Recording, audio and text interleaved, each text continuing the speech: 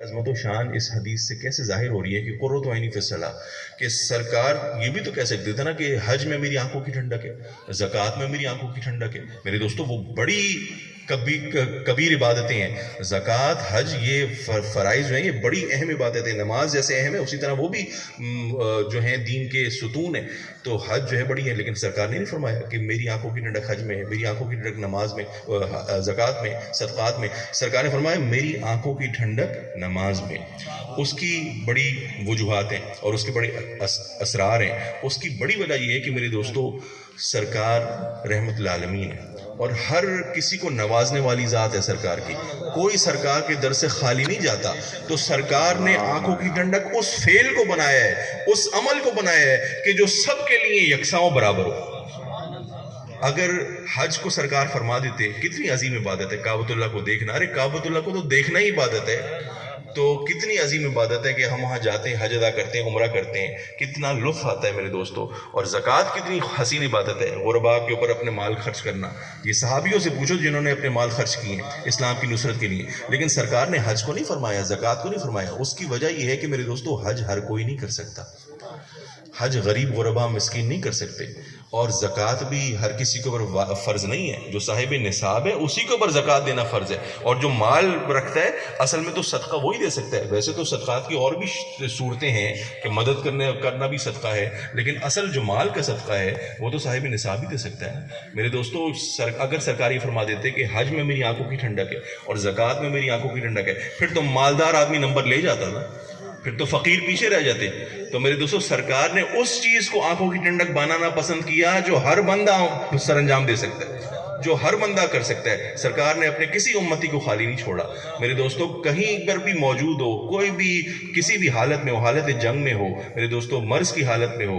بستر مرگ پر بیٹھے ہو، نماز تو اس حالت میں بھی تمہیں ادا کرنی ہے، اس حالت میں بھی پڑھنی ہے۔ تو کوئی مسلمان یہ نہیں کہہ سکتا کہ میں جو سرکار کی آنکھوں کی ٹھنڈک ہے وہ عمل میں سر انجام نہیں دے سکتا، کوئی یہ نہیں کہہ سکتا میرے دوستو۔ اس لیے سرکار نے تمام امتیوں کے لیے وہ عمل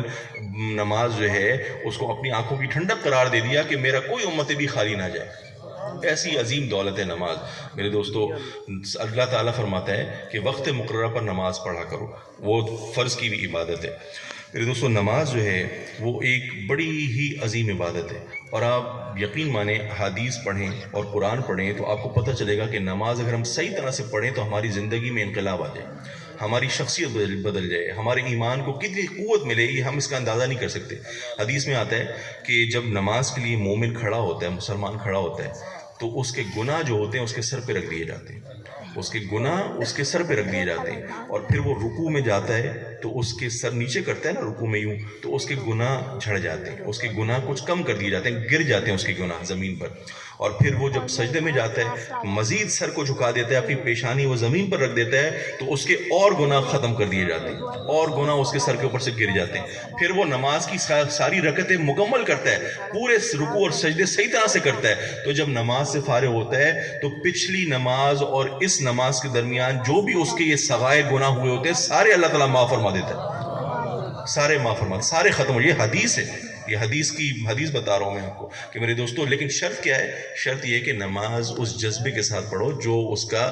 تقاضا نماز کرتی ہے، نماز کی شرائط وہ ساری پوری کرو میرے دوستو۔ نماز ہم پڑھتے ہیں ہمیں پتہ ہی نہیں ہوتا ہم کیا پڑھ رہے ہیں، ہم کیا تلاوت کر رہے ہیں۔ شرط یہ ہے کہ نماز اس کے آداب کے ساتھ پڑھو، شرائط کو پورا کرو، اور پاکیزگی کے ساتھ رب کے دربار میں حاضر ہو، تو یہ ہو نہیں سکتا کہ تمہارے گناہ ختم نہ کر دیے جائیں۔ حضور کی حدیث ہے، بڑی مشہور حدیث ہے، وہ میں سناتا جاؤں کہ سرکار جلوہ افروز ہیں، اور سرکار کی محفل سجی ہوئی ہے، اور سرکار کے غلام صحابی وہ آپ کے ارد گرد حلقہ باندھ کر بیٹھے ہیں۔ سرکار سوال پوچھتے ہیں کہ ارائیتم لو ان نہرا بباب احدکم یغتسل فیہ کل یوم خمسہ، کہ اے میرے صحابیوں، اے میرے غلاموں، ذرا یہ تو بتاؤ کہ اگر تمہارے گھر کے باہر کوئی نہر جاری ہو، کوئی نہر رواں دواں ہو تمہارے گھر کے دروازے کے باہر، یغتسل فیہ کل یوم خمسہ، تم اس نہر میں 5 دفعہ نہاتے ہو، ڈبکی لگاتے ہو، 5 دفعہ نہاتے ہو، ما تقولو ذالکا یبقی من درنہ، کیا یہ ہو سکتا ہے کہ تمہارے جسم پر جو غلاظت ہو وہ باقی رہ جائے؟ اگر تم 5 دفعہ اس نہر میں نہاتے ہو تو کیا تمہارے جسم پر کوئی گندگی غلاظت باقی رہ سکتی ہے؟ تو سارے صحابی عرض کرتے ہیں قالوا لا یبقی من درنہ شیئا، کہ حضور اگر 5 دفعہ اس نہر میں ہم نہاتے ہوں جو ہمارے گھر کے باہر جاری و ساری ہو تو یہ تو ممکن ہی نہیں ہے کہ ہمارے جسم پر کوئی غلاظت باقی رہ جائے، کوئی گندگی باقی رہ جائے، ہم تو بالکل صاف ہو جائیں گے، ہمارا جسم تو بالکل صاف ہو جائے گا۔ تو سرکار فرماتے ہیں قال فذلک مثل الصلوات الخمس یمحو اللہ بہ الخطایا، کہ جو 5 وقت کی نماز ہے، ارے وہ تو اسی جاری و ساری نہر کی طرح ہے جو اللہ تعالیٰ نے تمہیں دی ہے، کہ جب تم 5 وقت کی نماز پڑھتے ہو اور اس کے آداب پورے کرتے ہو تو تم جب اس میں ڈبکی لگاتے ہو تو تمہاری ساری باطنی غلاظت گناہ ختم ہو جاتے ہیں، تم پاک و صاف ہو جاتے ہو۔ تو میرے دوستو، نماز جو ہے وہ طیب و طاہر کرنے کا بہترین ذریعہ ہے۔ انسان بے حیائی سے دور ہوتا ہے، انسان جسمانی پاکیزگی کا خیال کرتا ہے، طہارت کا خیال کرتا ہے، اور پھر گندے خیالات اور پھر شیطانی وساوس وہ ان سے دور ہو جاتا ہے۔ لیکن میرے دوستو، شرط یہ ہے کہ لا تقربوا الصلاۃ وانتم سکارى،